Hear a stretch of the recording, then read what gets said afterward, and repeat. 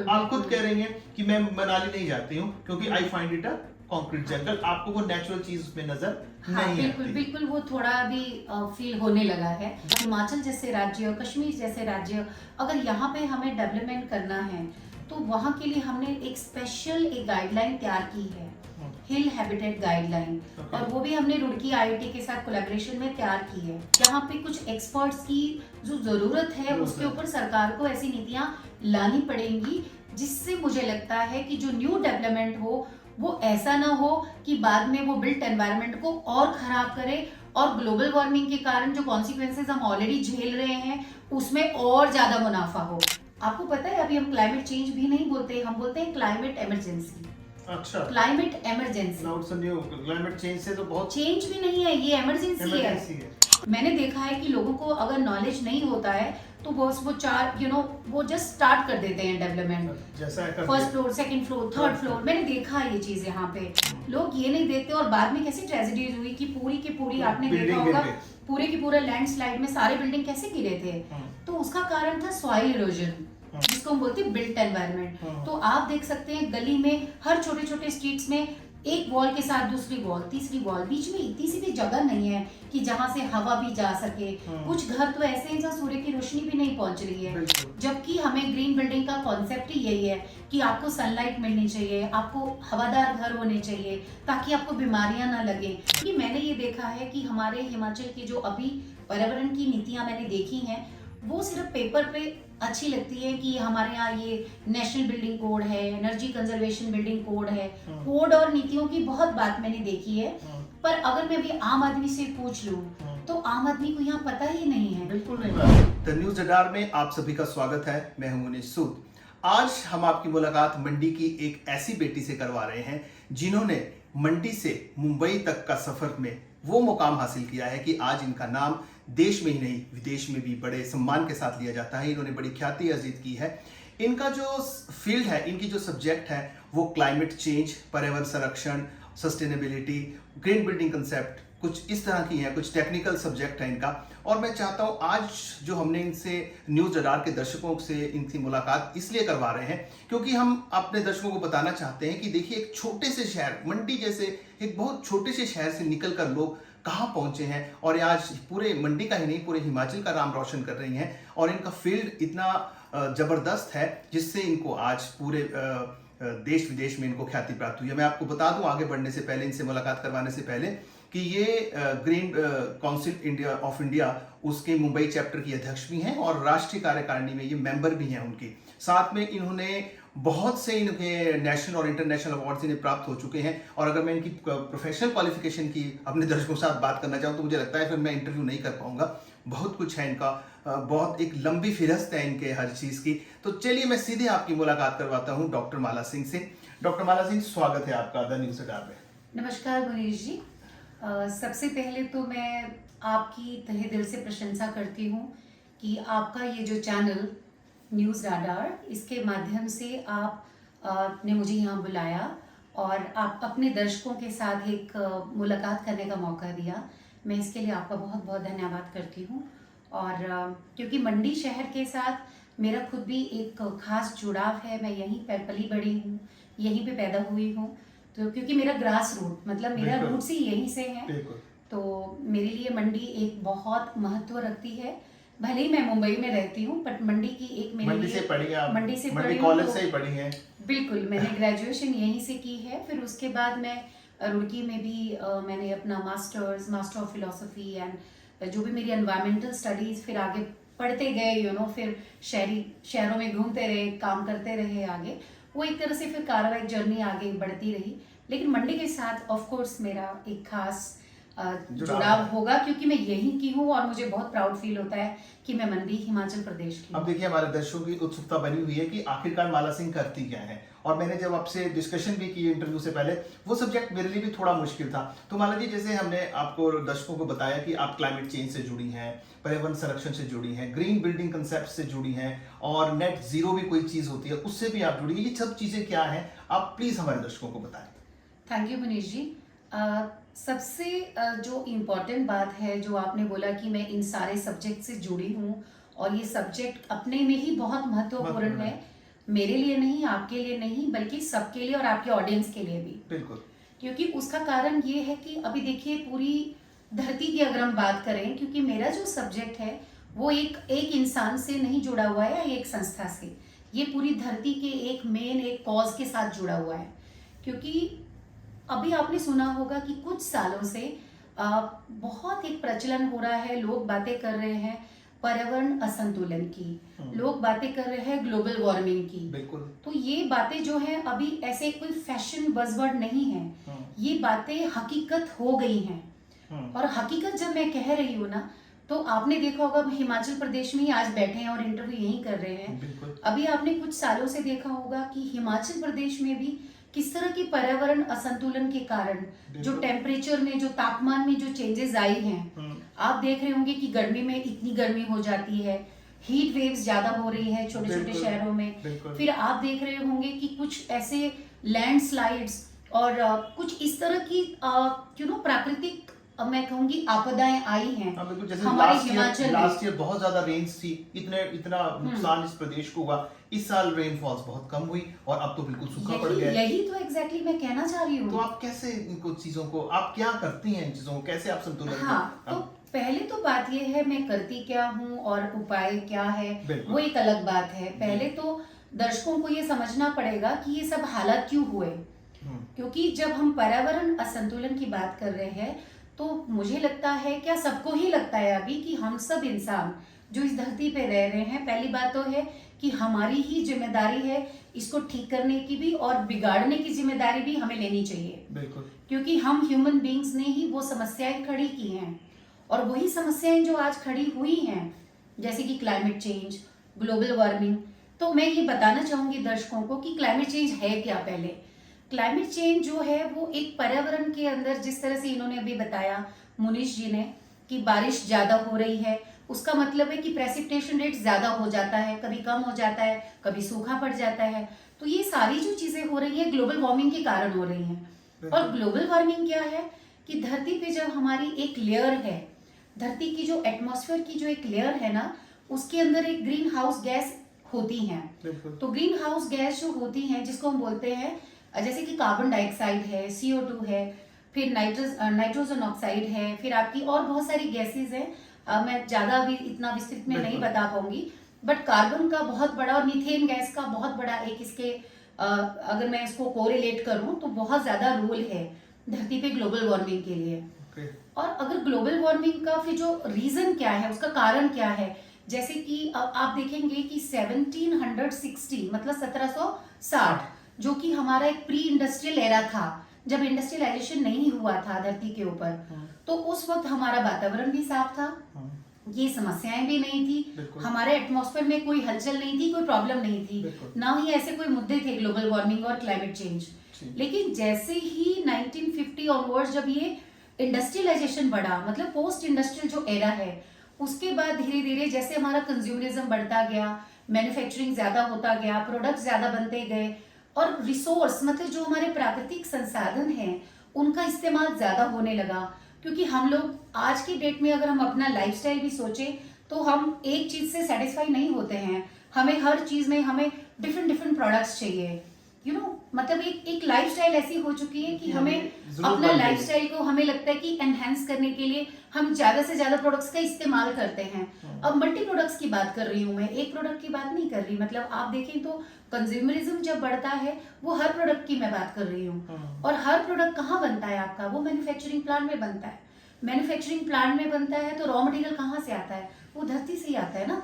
तो जितनी भी ऊर्जा का इस्तेमाल होता है उसके अंदर, जितना भी पानी का इस्तेमाल होता है, और जो माइनिंग के जो रिसोर्सेज लगते हैं, जैसे रॉ मटेरियल, जो हमें रॉ मटेरियल उसके अंदर लगता है, ये सारा कहाँ से आता है, धरती से ही आता है ना। बिल्कुल। तो धीरे धीरे होता क्या जा रहा है कि धरती के ये प्राकृतिक जो संसाधन है, ये हमने इतना इस्तेमाल कर लिया पोस्ट इंडस्ट्रियल एरा में। ज्यादा हो गया। आप छोड़िए, 2 गुना नहीं, दोहन में कह रहा। आप मानेंगे नहीं कि 23 जुलाई 2023 धरती का ओवरशूट डे हो चुका है। हम उसको बोलते हैं अर्थ ओवरशूट डे। वो ऑलरेडी हो चुका है। मतलब धरती के अंदर जितने प्राकृतिक संसाधन अवेलेबल है ना, हम उससे ज्यादा खत्म कर चुके हैं। और एक साइंटिस्ट ने अभी एक अध्ययन किया है जिसमें 9 प्लैनेट बाउंड्रीज है, 9 प्लैनेट बाउंड्रीज, जिसके अंदर 7 जो प्लैनेट बाउंड्रीज है मतलब 7 वो ऑलरेडी खत्म हो चुकी हैं। जैसे कुछ उदाहरण के ऊपर, जैसे बायोडाइवर्सिटी, जैसे कि धरती का ग्रीन कवर मतलब पेड़ पौधे और वनस्पति की मैं बात कर रही हूँ, फिर जो लैंड यूज पैटर्न है, जो पानी के जो स्रोत अवेलेबल हैं, तो इस तरह से जितनी जो प्राकृतिक जो वनस्पतियां हैं और जिस तरह की हमारी बायोडाइवर्सिटी है प्लैनेट, जिससे हमारी जिंदगी चलती है, ये सारी चीजें इनकी जो एक बाउंड्री तय बनाई गई थी साइंटिस्टों के द्वारा, उसमें जो 9 बाउंड्रीज थी उसमें 7 ऑलरेडी खत्म हो चुकी हैं, 2 आर लेफ्ट। हाँ। और आपको मैं ये भी बताना चाहूंगी कि जो भी हमारे ग्लेशियर्स हैं वो मेल्ट होना शुरू हो गए हैं। और अगर आप ग्रीनलैंड की बात करें, अंटार्कटिका की बात करें, तो आप हैरान होंगे कि अगर हमारा ग्रीनलैंड का बर्फ पूरा पिघल जाए ना, तो हमारा सी का जो लेवल है वो ऑटोमेटिकली 75 सेंटीमीटर तक वो ऊपर आ जाएगा पूरी धरती के ऊपर। मतलब आधे से ज्यादा दुनिया डूब जाएगी। ऑफ कोर्स जैसे मैं बॉम्बे में रहती हूँ तो हमें भी मालूम है कि जो हम कोस्टल एरिया में रहते हैं वहाँ पे, या और भी जो समुद्री जो तटीय जो क्षेत्र हैं भारत के अंदर, न कि दुनिया के अंदर भी, उनके ऊपर एक बहुत बड़ा खतरा मंडरा रहा है। क्योंकि जितनी गर्मी बढ़ती जाएगी ये कार्बन उत्सर्जन के कारण, क्योंकि हीट ट्रैप होती है ना ग्रीन हाउस गैस इमिशन से, तो जितनी वो हीट ट्रैप हो रही है, धरती का तापमान बढ़ रहा है, तो धरती का तापमान बढ़ ही रहा है क्या, बढ़ गया है, बढ़ चुका है। हम लोग तो अभी वेट कर रहे हैं कि अरे 1.5 डिग्री बढ़ेगा 2030 तक, तो अभी से तैयारी कर लीजिए, उपाय कर लीजिए, सॉल्यूशन कुछ सोचिए क्या कर सकते हैं उसको कम करने के लिए। तो आपने बोला आप क्या करती हैं, तो यहीं पे वो भी बात आ रही है कि ये सारी जो समस्याएं हैं, इन समस्याओं को कम करने के लिए, मैं ये नहीं कह रही कि पूरी तरह में कम कर देंगे हम लोग, बट एक हम उस मार्ग के ऊपर तो चल सकते हैं, दिशा की तरफ बढ़ रहे हैं कि उसको कम करने के लिए हमें कोशिश तो जारी करें। जैसे कि अभी आप थोड़े से नेचर बेस्ड सॉल्यूशन होते हैं ये समस्याओं को सॉल्व करने के लिए, जैसे कि आप पेड़ पौधे लगा सकते हैं, ज्यादा से ज्यादा पेड़ पौधे लगाएंगे तो ऑक्सीजन की मात्रा बढ़ेगी, तो आपका कार्बन उत्सर्जन ऑटोमेटिकली कम हो जाता है, क्योंकि पेड़ों के अंदर वो एक क्षमता है, क्योंकि पौधे आपको ऑक्सीजन भी देते हैं और पौधे आपका कार्बन डाइऑक्साइड का जो उत्सर्जन है CO2 इमिशन का उसको भी कम करते हैं, और उल्टा आपको फूड चेन के लिए भी आप उसका इस्तेमाल करते हैं। तो पौधों से बहुत सारे फायदे हैं। लेकिन धीरे धीरे क्या हो रहा है कि जो शहरीकरण हो रहा है, जो हमारे डेवलपमेंट हो रहे हैं, इंफ्रास्ट्रक्चर प्रोजेक्ट बन रहे हैं, तो उससे क्या हो रहा है, डिफॉरेस्टेशन हो रहा है, पेड़ कट रहे हैं। तो पेड़ जब कटते हैं तो हमें ये सोचना है कि हम अगर एक पेड़ काटते हैं तो हम 5 लगाएं। पहली तो बात है, कोशिश ये होनी चाहिए कि पेड़ कटे ही ना, तो अगर कट भी रहा है तो हम 5 और लगाएं। तो मेरा जो फील्ड है जिसको हम सस्टेनेबल डेवलपमेंट बोलते हैं या सस्टेनेबिलिटी सॉल्यूशंस की बात करते हैं या ग्रीन बिल्डिंग्स की बात कर रहे हैं, तो यहाँ पे हम यही बताने की कोशिश करते हैं सारे जो स्टेक होल्डर्स हैं कि आप धरती का जो भी क्लाइमेट चेंज और ग्लोबल वार्मिंग के कारण जो नुकसान हो चुका है उसको कम करने के लिए आप जो भी अभी फर्दर डेवलपमेंट कर रहे हो वो आप इस तरह से करें जो एक शाश्वत विकास हो, जो सस्टेनेबल डेवलपमेंट हो। अच्छा, तो सस्टेनेबल डेवलपमेंट को ब्रूट्स लैंड जो एक साइंटिस्ट है उनकी डेफिनेशन में हम बोलते हैं एक ऐसा विकास जो पीपल प्लैनेट एंड प्रॉफिट, जो तीनों के लिए सही हो, मतलब ये ट्रिपल बॉटम लाइन हम उसको बोलते हैं टेक्निकल लैंग्वेज में। शाश्वत विकास मतलब जो धरती के लिए भी सही है, मतलब आपके धरती माँ मतलब प्लैनेट के लिए, और जो लोगों के लिए कम्युनिटी के लिए भी सही हो, लोगों के लिए, और जो आपके बिजनेस को आगे बढ़ाने के लिए आपकी डेवलपमेंट और ग्रोथ आपका GDP उसके लिए भी सही हो, तभी ताकि हमें ग्रोथ भी मिलता रहे और साथ में हम एनवायरनमेंट फ्रेंडली भी हो। एग्जैक्टली। अब आप देखिए ना जितने भी शहर हैं जो GDP के लिए रिस्पॉन्सिबल हैं, जिससे आपकी देश की इकोनॉमी बढ़ती है, क्योंकि आपको अभी 5 ट्रिलियन की बात हो रही है, तो आज हम 3 ट्रिलियन तक डॉलर्स तक हैं, US डॉलर्स। तो अगर आपको 5 ट्रिलियन तक पहुंचना है और 60% जो इंडिया है अभी तक it is yet to build, मतलब जब मैं येट टू बिल्ड बोल रही हूँ उसका मतलब है कि 60% इंडिया को भी डेवलप होना है, मतलब इतना कंस्ट्रक्शन हमारे भारत में भी होना है। हम अमेरिका की तरह डेवलप हो नहीं चुके हैं, हम एक डेवलपिंग कंट्री हैं। तो लेकिन हमारे माइंड में एक परसेप्शन ये रहता है कि हम डेवलपिंग कंट्री हैं, हमारे कार्बन उत्सर्जन ज्यादा नहीं है, हम ज्यादा पर्यावरण फ्रेंडली हैं, हमें ज्यादा उपायों की जरूरत नहीं है। बट फैक्ट ये है कि अगर आप हमारी जनसंख्या देखें, अभी आप देखें ना, चाइना, फिर US और 3rd नंबर पे हम आते हैं भारत में, और बहुत जल्दी हम फर्स्ट में भी आने वाले हैं, वो दिन भी दूर नहीं। तो होता क्या जा रहा है कि जो कार्बन उत्सर्जन की जो एक बोलते हैं ना नंबर है, उसकी जो क्वांटिटी है, हम चाइना, अमेरिका, मतलब चाइना और यूएस के बाद हमारा थर्ड नंबर है, जो भी फर्स्ट में आने में बहुत अभी ज्यादा देर बची नहीं है, क्योंकि 60% इंडिया में और डेवलपमेंट होना है। और इतना जीडीपी ग्रोथ, इतना ट्रिलियन इकोनॉमी, ये जो बातें हो रही हैं, अब आप सोचो इतना कंस्ट्रक्शन होगा तो इतना मटेरियल कहाँ से आएगा, वो भी तो आप धरती से रिसोर्सेज लोगे ना। तो इतना जब आपको शहरीकरण करना है, इतना एक्सपेंशन करना है सिटीज को, हिमाचल की बात ले लो ना, आज हम मंडी में बैठे हैं, आज मैं मंडी को पहचान नहीं पाती हूँ। अब मैं मनाली जाती हूँ तो मुझे लगता है मैं एक छोटी सी और मेट्रो सिटी में आ गई। तो मुझे वो ट्रेडिशनल जो हमारी वैल्यूज थी, जो हमारे ऑर्गेनिक आप बोल सकते हो, जो ऑर्गेनिक आर्किटेक्चर था, जो हमारे कन्वेंशनल जो ट्रेडिशनल आर्किटेक्चर था, कहीं ना कहीं मुझे वो वैल्यू भी कम होती दिख रही है। तो मुझे ऐसा लगता है कि जो मैं शहरों में लोगों को सिखा रही हूँ कि अरे हमें ऐसा आर्किटेक्चर यूज करना चाहिए, हमें अपना ट्रेडिशनल चीजों की तरफ फिर से जाना है, फिर से हमें जो हमारे एंसेस्टर सिखाते आए हैं 3R principal, reduce, recycle, reuse, तो ये सारी जो हमारी वैल्यूज थी, जो कोर वैल्यूज थी, जो जिंदगी जीने की एक इको फ्रेंडली लाइफस्टाइल की, तो उस तरफ जाने के लिए हमें ये चीजें, हमें हिमाचल की ऑडियंस को भी मैं बताना चाहूंगी कि आप लोगों के तो हमारे जो एंसेस्टर्स थे ना, वो ये वैल्यू के साथ ही जीते थे। अभी भी मुझे याद है जब मैं छोटी सी थी ना मंडी में, तो हमारे कपड़े भी पुराने होते थे तो हमारी मम्मी वगैरह उसकी रजाई बना देते थे, मतलब कुछ भी फेंकते नहीं थे, हर चीज रिसाइकल रीयूज होती थी। मुझे लगता है कि अभी जो कंज्यूमरिज्म बढ़ा है, मंडी में भी मैंने देखा, हिमाचल में सब जगह मैं देख रही हूँ, इतनी शॉप्स हो गई हैं, इतने शोरूम खुल गए हैं, बड़े बड़े ब्रांड आ गए हैं, सब कुछ ठीक है अपना लाइफस्टाइल एनहांस करने के लिए, लेकिन कहीं ना कहीं हमें वो ऑप्टिमाइजेशन की दिशा में भी जाना पड़ेगा कि थोड़ा हम कम इस्तेमाल कैसे करें। ये नहीं कि हमारे पास कोई चीज है फिर भी हम उसको डबल इस्तेमाल करें, जरूरत नहीं है तभी हम वो चीज लें, कम से कम फ्यूल का इस्तेमाल करें। अब ट्रैफिक इतनी ज्यादा हो गई है, तो मतलब कार्बन उत्सर्जन की एक, देखिए माला जी, सब बातें हुई, आपने बताया कि किस तरह से क्लाइमेट चेंज क्या है, क्यों हो रहा है, कैसे इंसान ही जो है वो धरती को नुकसान पहुंचा रहा है और भरपाई भी इंसान को ही करनी पड़ेगी। ये सारी बातें हमने आपसे जानी।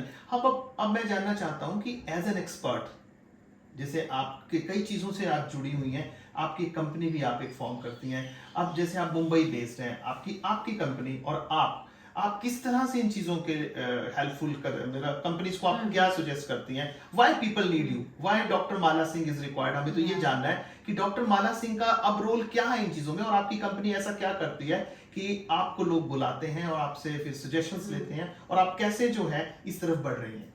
हाँ देखिए, मेरी जो कंपनी है उसका नाम है पीईसी ग्रीनिंग इंडिया।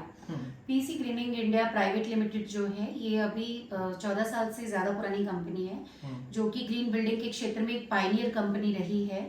तो ग्रीन बिल्डिंग की जो सर्विसेज हम प्रोवाइड करते हैं अर्बन एरियाज में, जैसे जितने भी मेट्रोपॉलिटन रीजन है या टायर 2 टायर 3 सिटीज की आप बात करें, हमारी जरूरत इसलिए पड़ती है लोगों को क्योंकि जब भी कोई आप नए प्रोजेक्ट्स बनाते हैं, चाहे वो हॉस्पिटैलिटी के प्रोजेक्ट हो, हेल्थ केयर के हो, रेजिडेंशियल कमर्शियल हो या फिर इंडस्ट्रियल प्रोजेक्ट्स हो, हमारी ज़रूरत इसलिए पड़ती है कि जो ये कार्बन उत्सर्जन को जो कम करना है, तो हम पहले से ही प्लानिंग के टाइम से ही लोगों को, अपने स्टेक होल्डर को ये बता देते हैं कि आपको किस तरह से डेवलपमेंट करना है, कैसा डिज़ाइन चूज करना है, डिजाइन के अंदर कैसे फीचर्स होने चाहिए, आपको कैसे मटेरियल लगाने हैं जो इको फ्रेंडली हो, जो ग्रीन सर्टिफाइड प्रोडक्ट्स हो, आपको किस तरह की स्ट्रैटेजीज और किस तरह के उपाय और चीजें इस्तेमाल करनी है जिससे ऊर्जा का कम इस्तेमाल हो, पानी का कम इस्तेमाल हो, वेस्टेज कम हो। तो जिस तरह से एक आप अंदर वो जो डेवलपमेंट आप कर रहे हैं उसके अंदर आप लोगों को एक अच्छी हेल्थ और वेलनेस भी प्रोवाइड कर सकें। तो कहने का मतलब ये है कि जो हम ग्रीन बिल्डिंग सॉल्यूशन प्रोवाइड करते हैं, तो ये ग्रीन बिल्डिंग का जो कॉन्टेक्स्ट में थोड़ा सा बताना चाहूंगी कि ग्रीन बिल्डिंग को हम ना 5 तत्वों के साथ जोड़ के रखते हैं। अच्छा। जो 5 एलिमेंट्स ऑफ मदर अर्थ है।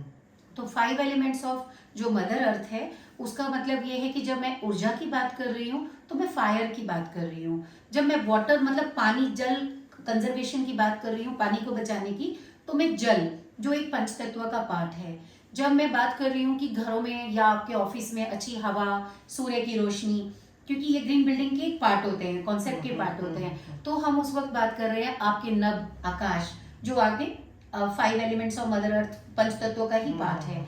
और जब हम धरा की बात कर रहे हैं, भूमि की, तो हम ग्रीन बिल्डिंग कॉन्सेप्ट के अंदर लोगों को प्रेरित करते हैं कि ज़्यादा से ज़्यादा वो ग्रीन एरिया बढ़ाएं, ज़्यादा से ज़्यादा पेड़ पौधे बढ़ाएं। तो ये समस्या हमें जरूर आती है अर्बन एरिया में, क्योंकि वहाँ पे क्या है कि अर्बन हीट आइलैंड बहुत बढ़ चुका है। जो अर्बन हीट आइलैंड इफेक्ट, मतलब वहाँ पे टेम्परेचर जो ज़्यादा बढ़ रही है, रीज़न ये है कि शहर जो है वो कंक्रीट जंगल बन गए हैं। बिल्कुल। तो कंक्रीट जंगल बनने से क्या हो रहा है, वो हीट ज़्यादा, रेडिएशन ज़्यादा एब्जॉर्ब करते हैं सूर्य की रोशनी से, जिसके कारण वहाँ पे गर्मी ज़्यादा हो जाती है। तो माइक्रो क्लाइमेटिक वेरिएशन से 2 या 3 डिग्री टेम्परेचर वहाँ बढ़ जाता है। तो जब ये टेम्परेचर बढ़ जाता है ना, तो हम जो सॉल्यूशन प्रोवाइड करते हैं, हम इस तरह के पेंट उनको बताएंगे, इस तरह के प्रोडक्ट बताएंगे, इस तरह की स्ट्रेटेजीज बताएंगे, जिससे ये आपका जो धरती है ना, वो भी परमिएबल मदर अर्थ का ज्यादा हम यूज करते हैं। अच्छा। मतलब कंक्रीट का इस्तेमाल कम हो। तो हमारी जो स्ट्रैटेजी है वो ये हेल्प करती है, सपोर्ट करती है रियल एस्टेट जो डेवलपर्स हैं, या गवर्नमेंट के प्रोजेक्ट हो, चाहे प्राइवेट स्टेक होल्डर के प्रोजेक्ट हो, जिसमें जो ग्रीन बिल्डिंग बनती है वो आपका कम से कम ऊर्जा का इस्तेमाल करती है, आपका आर्टिफिशियल लाइटिंग के लोड को कम करती है, एयर कंडीशनिंग के इस्तेमाल को मतलब ऑप्टिमाइज करती है। और इस तरह से होता क्या है, बेसिकली आपका ओवरऑल ऊर्जा का जो इस्तेमाल है वो बच जाता है, ओवरऑल पानी का जो कंजर्वेशन है वो हो जाता है, वेस्टेज कम हो जाती है, क्योंकि हम रिसाइकल रीयूज की स्ट्रैटेजीज उसमें यूज करते हैं ग्रीन बिल्डिंग कॉन्सेप्ट के अंदर। तो बेसिकली आपका मैं कहूंगी कि 20 to 30% आप बिजली बचाते हैं तो आपका पैसा भी बचता है, आपको इलेक्ट्रिसिटी बिल में सेविंग आ जाती है। और वैसे ही आपका ग्रीन एरिया जब शहरों में बढ़ेगा ग्रीन बिल्डिंग कॉन्सेप्ट के माध्यम से, तो ऑटोमेटिकली आपकी कितनी समस्याएं सॉल्व हो जाएंगी। आपकी क्लाइमेट चेंज का सबसे बड़ा मुद्दा तो यही है, जो हीट वेव्स का मुद्दा आप देख रहे हो बड़े बड़े शहरों में, अभी 48 डिग्री 49 डिग्री जो टेम्परेचर जा रहा है। तो जितना ग्रीन एरिया हम बढ़ाते हैं शहरों में या कहीं पे भी, तो उसकी वजह से आपकी एक तो बायोडाइवर्सिटी बढ़ती है, जो आपके छोटे छोटे इंसेक्ट्स हैं, छोटे छोटे आई कैन से कि बर्ड्स हैं, उनको भी आप अट्रैक्ट करते हो अपनी एक लाइफस्टाइल के साथ। आप मतलब जीना सीखते हो नेचर के साथ, आपको कैसे बैलेंस रखे रहना है।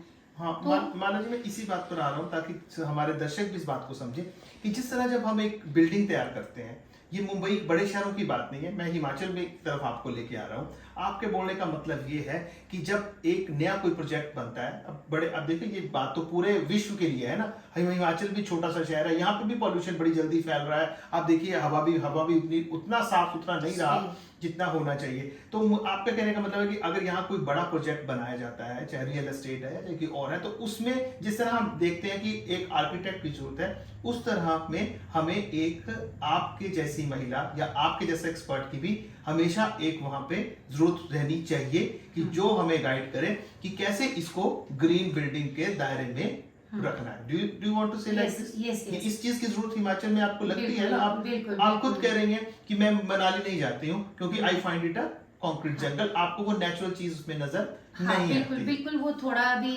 फील होने लगा है। देखिए ऐसे हिमाचल में कई जगह हैं जो अभी डेवलप होनी है। हमारा सिराज एरिया वैली जो है वो जंजैली वैली वो बहुत खूबसूरत है। अगर इस तरह की डेवलपमेंट होगी तो खत्म हो जाएंगी ये। बीड़ एरिया हमारा है, उसमें मैं पिछले दिनों गया था, हम भी वहीं से ही हैं, तो मुझे भी लगा कि नहीं यार ये तो बड़ा कंक्रीट जंगल, एकदम से हैज़र्ड डेवलपमेंट नहीं होनी चाहिए, it should be green development. बिल्कुल। तो मैं ये बताना चाहूंगी कि जिन संस्थाओं से मैं जुड़ी हूँ, जैसे इंडियन ग्रीन बिल्डिंग काउंसिल, तो हम सब स्टेक होल्डर्स ने ना हमें ये चीजें हमने पहले ही ध्यान में रखा था कि हिल हैबिटेट, किसी भी हिल स्टेशन में या हिमाचल जैसे राज्य, कश्मीर जैसे राज्य, अगर यहाँ पे हमें डेवलपमेंट करना है तो वहाँ के लिए हमने एक स्पेशल एक गाइडलाइन तैयार की है, हिल हैबिटेट गाइडलाइन। और वो भी हमने रुड़की आईआईटी के साथ कोलैबोरेशन में तैयार की है। वो उसके अंदर खास बात क्या है कि जब हम ग्रीन बिल्डिंग कॉन्सेप्ट का इस्तेमाल करते हैं हिमाचल जैसे राज्यों में जो पहाड़ी इलाके हैं, तो वहाँ पे सबसे पहला जो हमारा प्रिंसिपल होता है वो होता है कि नेचुरल टोपोग्राफी को हम किस तरह से प्रिजर्व और कंजर्व कर सकते हैं। तो प्रॉब्लम क्या होती है कि यहाँ की जो स्लोपी एरियाज हैं, जब हम यहाँ पे डेवलपमेंट करते हैं तो मैंने देखा है कि लोगों को अगर नॉलेज नहीं होता है तो वो वो जस्ट स्टार्ट कर देते हैं development, first floor, second floor, third floor. मैंने देखा है ये चीज यहाँ पे, लोग ये नहीं देखते और बाद में कैसी ट्रेजेडीज हुई कि पूरी की पूरी आपने देखा होगा पूरे की पूरे लैंडस्लाइड में सारे बिल्डिंग कैसे गिरे थे। तो उसका कारण था सॉइल इरोजन, क्योंकि आपने सॉइल की क्वालिटी को अगर पहले परखा नहीं, उसका चेक नहीं किया क्वालिटी कि आपकी सॉइल में कितनी बाइंडिंग कैपेसिटी है, या आपका सबस्ट्रेटा कैसा है, आपका ग्राउंड वाटर टेबल वहां पे क्या है, और आपकी जो कंटूर है, कंटूर प्लानिंग, तो उसको एक आर्किटेक्ट के साथ, एक वास्तुशिल्पकार के साथ या स्ट्रक्चरल इंजीनियर के साथ ये सारी चीजों को पहले समझना कि ये जगह पे अगर हम डेवलपमेंट कर रहे हैं तो कौन सा डिजाइन हमें बनाना चाहिए, और किस तरह से हमें पाइलिंग फाउंडेशन करना है, कैसे प्रोडक्ट का इस्तेमाल करना है कंस्ट्रक्शन में, कितना उसके ऊपर लोड देना है। ये सारी चीजें अगर हम पहले उसकी जानकारों के साथ मिलके करेंगे तो मुझे लगता है कि हिमाचल में डेवलपमेंट अच्छी तरह से संभव हो सकती है।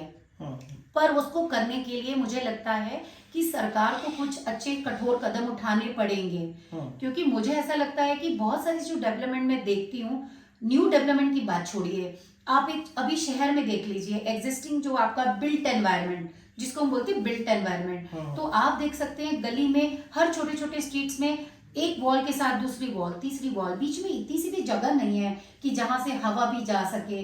कुछ घर तो ऐसे हैं जहां सूर्य की रोशनी भी नहीं पहुंच रही है, जबकि हमें ग्रीन बिल्डिंग का कॉन्सेप्ट ही यही है कि आपको सनलाइट मिलनी चाहिए, आपको हवादार घर होने चाहिए ताकि आपको बीमारियां ना लगे। ग्रीन बिल्डिंग का कॉन्सेप्ट सिर्फ आपका स्ट्रक्चर से रिलेटेड नहीं है, ये आपकी हेल्थ से भी रिलेटेड है। तो मेरा कहने का मतलब ये है कि जो हो गया है ठीक है, लेकिन आगे जो हम करें उसके लिए सरकार ऐसी नीतियां बनाए, इस तरह की अप्रूवल सिस्टम को ऐसा एम्पावर करे, उसको स्ट्रेंथन करे, जिसमें अप्रूवल प्रोसीजर ऐसा हो कि वो डिजाइन ऐसा हो, ऐसे अच्छे आर्किटेक्ट्स आगे आए, ऐसे वास्तुशिल्पकार और स्ट्रक्चरल इंजीनियर जो सर्टिफाइड हो, जो एक्रीडेटेड हो सरकार द्वारा, और वो लोग इसमें मदद करें। उनके एक्रीडेशन के बिना मुझे नहीं लगता कि यहाँ डेवलपमेंट होना चाहिए, क्योंकि मैंने देखा लोग एक बिल्डिंग का, अगर मैंने कोई फ्लोर देखा आज से कितना 15 साल पहले मैंने कहीं एक फ्लोर की बिल्डिंग देखी, आज देखती हूँ मैं 5-5 फ्लोर बने हैं। तो कुछ तो उसके अंदर आपके अंदर एक बिल्डिंग बनाते हुए आपको उसका स्ट्रक्चर लोड भी देखना पड़ता है। तो बहुत सारी चीजें होती हैं जो टेक्निकल हैं। तो ये सारी टेक्निकल जो कॉम्पिटेंस है, इसको समझने के लिए, इसको अप्लाई करने के लिए यहाँ पे कुछ एक्सपर्ट्स की जो जरूरत है, उसके ऊपर सरकार को ऐसी नीतियां लानी पड़ेंगी, जिससे मुझे लगता है कि जो न्यू डेवलपमेंट हो वो ऐसा ना हो कि बाद में वो बिल्ट एनवायरनमेंट को और खराब करे, और ग्लोबल वार्मिंग के कारण जो कॉन्सिक्वेंसेस हम ऑलरेडी झेल रहे हैं उसमें और ज्यादा मुनाफा हो। मैं चाहती हूँ कि वो उनको कम करने के लिए, ऑप्टिमाइज करने के लिए हमें, एक तो पहले से ही हमें पता है कि धरती का तापमान बढ़ने वाला है और हमें ऐसी डेवलपमेंट हमें अलाउड ही नहीं है। आपको पता है अभी हम क्लाइमेट चेंज भी नहीं बोलते, हम बोलते हैं क्लाइमेट इमरजेंसी। अच्छा, क्लाइमेट इमरजेंसी, क्लाइमेट चेंज से तो बहुत चेंज भी नहीं है, ये इमरजेंसी है। तो आपको तो अभी मैं कहती हूँ हिमाचल में जो हमारा पुराना आर्किटेक्चर है ना, पुराना जो हम यूज करते आए हैं, जो हमारी वास्तु शैली है, उसको प्रमोट करना चाहिए। लेकिन शहरीकरण में अगर आप वो नहीं भी कर सकते हैं, फिर भी थोड़ा छोटी मोटी चीजें, जैसे कोर्टयार्ड है, आंगन वाले घर होते थे, तो हमारे बुजुर्ग लोग वहां पे धूप सेकते थे, तो बहुत सारी चीजें हैं जो हम अपनी पुरानी, जो हमारी शैलियां थी, जो पुरानी जो हेरिटेज वैल्यूज थी, उनको आप नए कॉन्सेप्ट के साथ जोड़ के, फ्यूजन करके इस तरह के घर बना सकते हैं जो आपके लिए भी अच्छे हैं, आपके आने वाले बच्चों के लिए भी अच्छे हैं और पर्यावरण के लिए भी अच्छे हैं। तो मैं ये अंत में मेरा यही मैसेज है कि डेवलपमेंट हो, मैं ये नहीं कह रही कि आप विकास न करें, आप डेवलपमेंट करें, लेकिन सेंसिबल डेवलपमेंट करें, मतलब एक जिम्मेदार डेवलपमेंट, रिस्पॉन्सिबल डेवलपमेंट। माला जी, मैं बस हम समाप्ति की ओर ही बढ़ रहे हैं। हिमाचल सरकार से भी कभी आपकी बातचीत हुई, या आपने चाहा कि आप इन चीजों को, इन सारी, आप देखिए आप एक भंडार हैं इन चीजों का, बहुत कम लोग हैं, मुझे लगता है कि इंडिया में आप जैसे लोग बहुत कम हैं जो इस विषय पर काम कर रहे हैं और देश को इस तरफ उनका ध्यान ला रहे हैं, देश के बड़े बड़े लोगों का ध्यान ला रहे हैं, बहुत कम लोग हैं आपको, इसीलिए आपको इतना सम्मान मिलता है। क्या आपकी कभी हिमाचल प्रदेश की सरकार से किसी भी जिम्मेवार व्यक्ति से आपकी कभी बातचीत हुई है, या आप चाहते हैं कि आप बात करें? हाँ, मैं जरूर कहना चाहूंगी, मेरी कुछ शुरुआत में बातचीत जब शुरू हुई थी जयराम ठाकुर जी के साथ, जो हमारे पिछले जो मुख्यमंत्री थे बीजेपी के भूतपूर्व, उस बारे में बातचीत हो रही थी। फिर सडनली फिर अभी सरकार चेंज हुई है। तो देखिए, सरकारें आती जाती रहेंगी, वो एक अलग बात है, लेकिन एक जो आपका विजन है as a leader, as a chief minister, या एज ए जो भी हमारी पॉलिटिकल जो ब्यूरोक्रेसी है हिमाचल के अंदर, मुझे लगता है कि पर्यावरण का संरक्षण करने के लिए एक बहुत बड़ी जरूरत है, हमें इस तरह की नीतियां लानी पड़ेंगी जो सिर्फ नीतियां ही नहीं, सिर्फ पेपर के अंदर न हो, बल्कि उसको इम्प्लीमेंट करने की जो एक स्ट्रॉन्ग स्ट्रेटेजी है, जो स्ट्रेटेजी मतलब उसको करने के लिए, उसको अप्लाई करने के लिए क्या करना है, वो बहुत ज़रूरी है। क्योंकि मैंने ये देखा है कि हमारे हिमाचल की जो अभी पर्यावरण की नीतियां मैंने देखी हैं, वो सिर्फ पेपर पे अच्छी लगती है कि हमारे यहाँ ये नेशनल बिल्डिंग कोड है, एनर्जी कंजर्वेशन बिल्डिंग कोड है, कोड और नीतियों की बहुत बात मैंने देखी है। पर अगर मैं भी आम आदमी से पूछ लूं तो आम आदमी को यहाँ पता ही नहीं है। बिल्कुल नहीं। तो मैं यही चाहती हूँ कि हिमाचल सरकार, ये जो उनकी नीतियां हैं कि किस तरह का विकास होना चाहिए, वो सारे जो नीतियां हैं और किस तरह के वो उपाय हैं, जब तक वो इस तरह की एक स्ट्रैटेजी और ऐसी योजना न बनाए कि आम आदमी तक वो चीजें पहुंच पाए, क्योंकि आम आदमी है एंड यूजर। बिल्कुल। तो आपके एंड यूजर तक जब तक वो चीज पहुंच ही नहीं पाएगी तो एंड यूज वहां तक वो उस चीज का इस्तेमाल होगा ही नहीं। तो आप उस चीज को एक एक्सक्लूसिविटी में नहीं रख सकते कि अगर मैं कोई एक बड़ा प्रोजेक्ट बना रहा हूँ और मैं घोषणा कर देता हूँ कि मैं ये पर्यावरण फ्रेंडली प्रोजेक्ट बनाऊंगा, सिर्फ एक प्रोजेक्ट से फायदा नहीं होगा हिमाचल का। हिमाचल का पूर्ण विकास अब इन्हीं योजनाओं पे आधारित होना चाहिए कि वो पर्यावरण को हाईएस्ट प्रायोरिटी दी जाए, पर्यावरण संरक्षण के लिए सबसे ऊपर इंपॉर्टेंस दी जाए, उसके बाद ही विकास हो। कोई भी अगर प्रोजेक्ट सरकार बनाती है तो सरकार की बात नहीं कर रही हूँ मैं, सरकार का प्रोजेक्ट एक अलग चीज है, जो प्राइवेट में जो लोग बना रहे हैं, क्योंकि सारी डेवलपमेंट तो सरकार नहीं करती है ना। आम आदमी जो एंड यूजर है, वो भी जो घर बना रहे हैं, वो लोग भी जो डेवलपमेंट कर रहे हैं, वहां पे भी सरकार की योजनाओं का इंटरवेंशन कैसा है, कैसा गवर्नेंस है, कैसी मॉनिटरिंग है, वो भी बहुत जरूरी है। क्योंकि सिर्फ सरकारी प्रोजेक्ट से आप अपना हिमाचल का पूरा एक तरह से उसको ट्रांसफॉर्म नहीं कर सकते। लेकिन लोगों को लगता है ये काम बहुत महंगा है या इतना टेक्निकल है कि वो इसे नहीं। अरे जैसे मैंने अपना घर बनाना हो तो मैं कैसे उसे ग्रीन बिल्डिंग, मुझे कहाँ जाना है, मुझे कौन बताएगा कि यू मेक इट। अरे हिमाचल के घर तो पहले से ग्रीन बिल्डिंग होते थे ना। आपके देखिए, हमारे जो पुराने घर हैं पहले से ही आंगन होते थे, वही हम ग्रीन बिल्डिंग में सिखाते हैं कि अच्छे हवादार घर हो, सूर्य की रोशनी हो, डिफ्यूज लाइट आती थी, बरामदे होते थे, फिर आपका आर्किटेक्चर ऐसा होता था कि जिसमें ज्यादा कंक्रीट का इस्तेमाल ही नहीं होता था। तो बहुत सारी ऐसी चीजें थी हिमाचल के आर्किटेक्चर में कि पूरी दुनिया उससे सीख सकती है।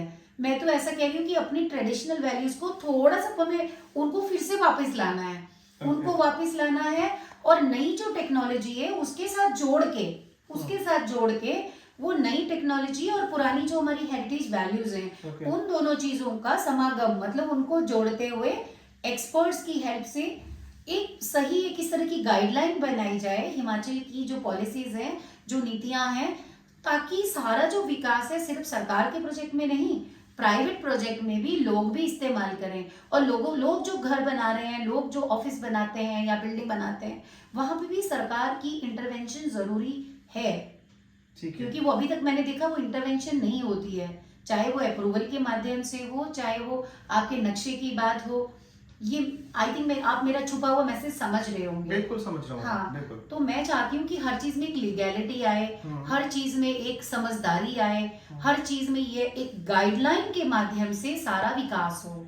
तो वो गाइडलाइन बनाने के लिए मैं अंत में ये मैसेज देना चाहूंगी कि सरकार को इस तरह की कमेटी बनानी चाहिए जो एक सस्टेनेबल डेवलपमेंट के लिए, जो कि हमारे यूनाइटेड नेशन ने जो SDG गोल्स बनाए हैं ना, 17 goals, sustainable development 17 goals, I think हमारी सरकार उसके बारे में जानती ही है, बिकॉज वर्ल्ड बैंक और आपके जो और बहुत सारी इंटरनेशनल संस्थाएं हैं वो हिमाचल में ऑलरेडी हिमाचल के साथ जुड़ी हुई हैं। तो ये जो SDG गोल्स के जो लक्ष्य है उनको पूरा करने के लिए सरकार को कमेटियां बनाने की बहुत ज़रूरत है, चाहे वो जल संरक्षण के लिए हो, चाहे वो पेड़ पौधे बचाने के लिए हो, चाहे वो भवन निर्माण के लिए हो। तो मैं चाहूंगी कि सरकार इस तरह की कमेटीज बनाए, और मैं खुले से सरकार को कहना चाहूंगी कि आप जब भी चाहें मैं आपको सहयोग देने के लिए यहाँ बैठी हूँ, आपको मैं एडवाइस कर सकती हूँ, सलाह दे सकती हूँ। जितना मैंने सीखा है, जितना मेरे पास एक्सपीरियंस और अनुभव है, मैं आपको वो अपने अनुभव का पूरा फायदा देना चाहूंगी तहे दिल से, बिकॉज मैं हिमाचल के साथ में जुड़ी हुई हूँ, मेरा बर्थ प्लेस है और हिमाचल की रक्षा करना मेरा भी जिम्मेदारी है। बिल्कुल। तो It's a time to give back. हाँ, मैं भी चाहती हूँ कि मैं कुछ करूँ। हाँ। डॉक्टर माला सिंह, आपने हाँ। इतने बिजी शेड्यूल से हमें वक्त दिया, उसके लिए बहुत बहुत धन्यवाद। और आपका भी मैं धन्यवाद करना चाहूंगी कि न्यूज राडार के माध्यम से आप इतने महत्वपूर्ण विषय के ऊपर ये चर्चा कर रहे हैं, और खासकर हिमाचल राज्य के डेवलपमेंट के बारे में जो आप मतलब आपकी जो सोच है और आप जो करना चाहते हैं और लोगों के अंदर जो जानकारी आप हालांकि दे रहे हमने हैं। जब आपसे बातचीत की तो मैं भी दुविधा में था कि यार इतना टफ इनके फील्ड है, मतलब थोड़ा सा टेक्निकल फील्ड है, तो हमारे दर्शक कहीं बोर ना हो जाए। लेकिन मुझे उम्मीद है कि हमारे दर्शकों को ये ज्ञानवर्धक इंटरव्यू, बड़ा नॉलेजेबल इंटरव्यू था, और ये आप लोगों से जुड़ा हुआ मतलब बातें थी सारी, ये हमारी दिनचर्या से जुड़ी हुई बातें थी। और आज का जो दौर है उसमें हम सबकी जिम्मेवारी बनती है, ये इन्हीं जैसे लोगों की जिम्मेवारी नहीं है जिन्होंने इन्होंने एक प्रण लिया है कि हम इस तरह काम करेंगे, इस फील्ड में काम करेंगे। एक हर व्यक्ति की जो इस धरती पे है उसकी ये जिम्मेवारी है कि पर्यावरण की तरफ भी पूरा ध्यान दे। और आज समय आ गया है कि इस धरती माँ को हम जितना हमने इसका दोहन गलत तरीके से दोहन किया उसको वापस करें। मुनीश जी, सीधी सी बात है ना कि धरती एक ही है ना, हाँ। Only one planet, there is no planet B. हम मंगल ग्रह पे नहीं जा सकते रहने के लिए, और धरती तो डायनासोर के बिना भी रही है, हाँ। इंसान के बिना भी रह सकती है, लेकिन हम धरती के बिना नहीं रह सकते। तो इसलिए आज बहुत जरूरत है कि हम सब अपनी रिस्पॉन्सिबिलिटी को समझें, और वो धरती माँ ने जो हम सब ब्लेसिंग्स, जो आशीर्वाद, एक मतलब सांस लेने के लिए हवा, वनस्पति, पानी, जो सब कुछ दिया है जो हम खराब कर रहे हैं, उसका संरक्षण करना अगर हमारी जिम्मेदारी नहीं है तो एलियंस की तो नहीं है ना, हमारी ही जिम्मेदारी है। तो आई थिंक हम सबको ये समझना बहुत जरूरी है। तो हमारी जो रोजमर्रा की जिंदगी होती है, हम बस कमाते हैं, खाते हैं, कमाते खाते, उसके अलावा ये बहुत ही बड़ी अभी जिम्मेदारी है आने वाले अपने बच्चों को बचाने के लिए, प्रेजेंट जनरेशन को बचाने के लिए, और सबका ही भला है उसमें। बहुत बहुत धन्यवाद। हाँ, थैंक यू सो मच।